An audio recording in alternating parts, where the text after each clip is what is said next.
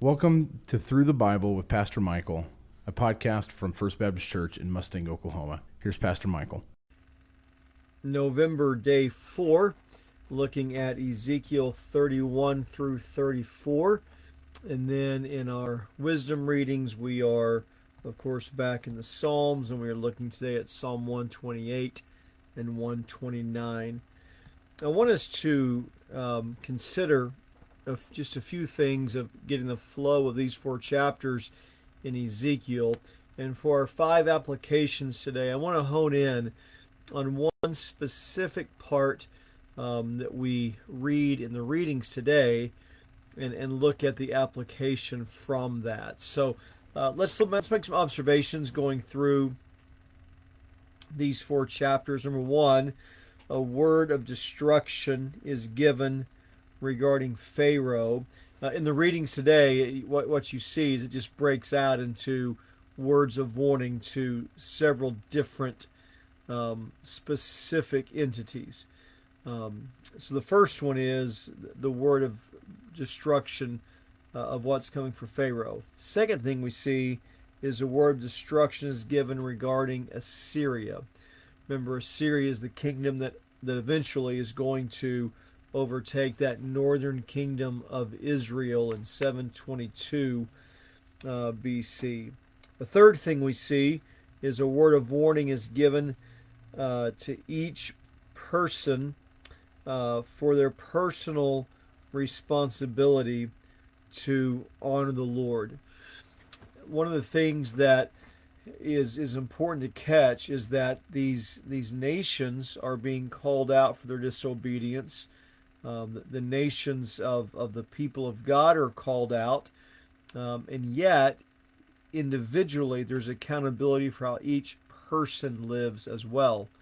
That's important for us to keep in mind that while we want our families to be faithful, our congregations to be faithful, our nation to be faithful, there is a sense of personal accountability and responsibility that we can't afford to miss. And one of the ways that we see this, I'm going to jump to an application of this a little early, but one of the things that we see is sometimes we belong to churches and the church is faithful and the church loves the word and the church serves people and the church is a praying church, a loving church, an evangelistic church, and that's great. That's how it should be.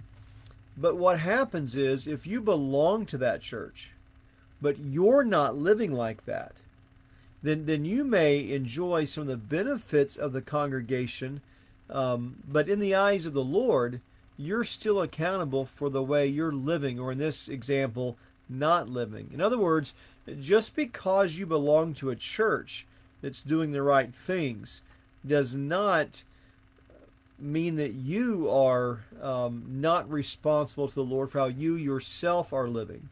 Now, the opposite's true too. You may be a part of a family or a church congregation that's not doing the right thing. They're fighting and they're selfish and they're worldly, but you yourself are striving to honor the Lord. You yourself are striving to walk in personal holiness. So the Lord sees that too, and the Lord knows and takes note and rewards you, even if those around you aren't. But what I do fear is that there are times where people belong to these healthy biblical congregations, but they themselves aren't living like that, and they feel like they're somehow sliding by without the Lord knowing because of the church they go to or because of the family they're a part of. But as we read today, and it's true for us, we must take personal accountability and personal responsibility for how we live.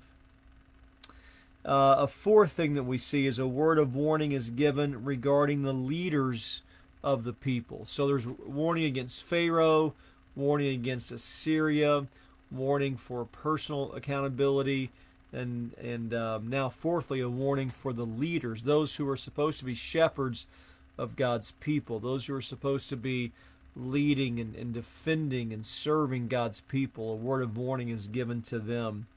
And then a fifth observation from our reading today is that the false shepherds who don't do their job leave their people to become easy prey to be devoured. In other words, when spiritual leaders don't do what they're called to do, it's not just that they themselves are unfaithful.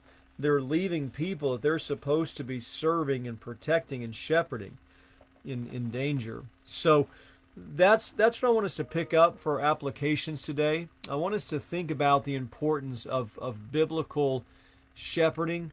What does it mean to be a biblical shepherd? Why is the role of a spiritual leader here in Ezekiel, as well as in the New Testament and in our lives today, why is it so important? Number one, leaders are to be shepherds. The Lord very purposefully uses this metaphor in the Scripture, Old Testament and New Testament, to describe those who are leading God's people. Sometimes leaders think of themselves as just a boss or as a dictator, or as someone that's untouchable and removed from the people. That's not the metaphor the Scripture uses for those who lead God's people. They're shepherds. That metaphor is used very purposefully. And so a second application would be just to carry that out. As shepherds, leaders are to be serving, protecting, defending, and guiding. This is what a biblical shepherd is. And in our reading today, those who are supposed to be shepherds, supposed to be leaders, but were false shepherds, false leaders of God's people, because they weren't faithful to the Lord and to the people they're serving, they leave their people vulnerable. And so we remind ourselves that in the Scripture, biblical leadership is about serving. Biblical leadership is about protecting, helping, teaching, loving, and guiding. Biblical leadership's not about being at the top of some organizational chart. Shepherding is about loving people, serving them, putting their interest above your own. A third application is that good spiritual leaders point people to the Lord. Good spiritual leaders are not trying to get people to look at them for the sake of making themselves the focal point. We think about the words of Paul here in 1 Corinthians, imitate me as I imitate Christ. I think that's a great verse for those who are leaders to think about every day. We want to say to people, imitate me as I imitate Christ. We're not the ultimate example, Christ is. We're not the ultimate leader, Christ is. And so a good shepherd does look to those he's serving and gives them a faithful example of how to live. That's what 1 Peter 5 teaches us. Pastors are shepherds, and shepherds are examples. But the example ultimately is not about us. It's about how we point people to Christ. So good spiritual leaders point people to the Lord. The fourth application, leaders are to serve for the good of the people, not for their own gain or glory. Any spiritual shepherd, any spiritual leader, any biblical pastor needs to be serving for the sake of the glory of Christ and the good of the people they're serving. What happens is, we see this in the reading of Ezekiel today, when leaders serve instead for their own gain or for their own glory, they stop to think like shepherds. And that's where all kinds of danger comes, and that's what we see even in the reading today.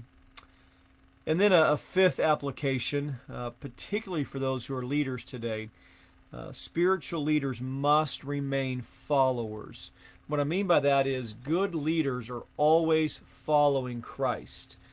Good leaders are always reminding themselves that before you can be a good leader, you have to first be a follower of Christ. Before you're a worship leader, you need to be a follower of the Lord. Good preachers need to listen to other good preaching. The reason why is you don't want to be the only voice you hear. You want to make sure that you never stop being a learner. That if you're the one that's usually teaching the people, make sure you yourself continue to grow. In the same way, those who are seeking to lead God's people must make sure that they always remain a follower of Christ. And then Psalm 128, Psalm 129, we'll summarize these two chapters with this sentence, that walking in step with the Lord is the road to joy. The true path of happiness comes by following the Lord. Psalm 128, verse 1, blessed is everyone who fears the Lord, who walks in his ways. We're walking, we're living, we're following. He's our ultimate leader, and we're walking in his way. We're not just talking about it. We're not just thinking about it. We're not just telling other people to do it.